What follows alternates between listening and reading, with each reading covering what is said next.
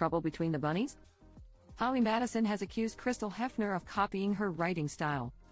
Holly, a former girlfriend of Playboy creator Hugh Hefner, recently slammed his wife for seemingly mimicking her 2015 memoir, Down the Rabbit Hole, Curious Adventures and Cautionary Tales, of a former Playboy Bunny, after the release of Crystal's new memoir, Only Say Good Things, Surviving Playboy and Finding Myself, which hit shelves back in January. Anybody who's read my book that came out 8 years ago and then read her book, tell me the narrative voice doesn't sound exactly the same, the 44-year-old declared during a guest appearance on the Lady Gang podcast.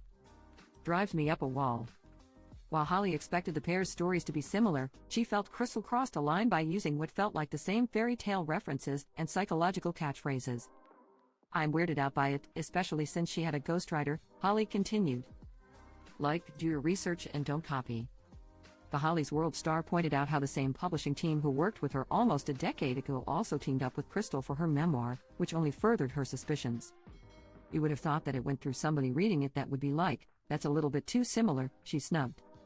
Strengthening her case, Holly proceeded to call out fellow Girls Next Door co-star Kendra Wilkinson, who also published a memoir titled Sliding Into Home in 2011 about her time as a Playboy Bunny in Hugh Hefner's infamous mansion, though unlike Crystal's, Holly claimed it was obvious they were written by different people and had its own unique style. If you take my book and Kendra's book, it's two completely different people even though we lived there at the same time, she explained, noting it's two completely different voices, as it should be. While still feeling slightly sour about Crystal's apparently identical book, Holly admitted she was happy Hugh's wife was able to put her truth on paper and share it with the world. It's always hard to come out and tell your story first, especially when you're crucified for it, the Girls Next Level podcast co-host confessed.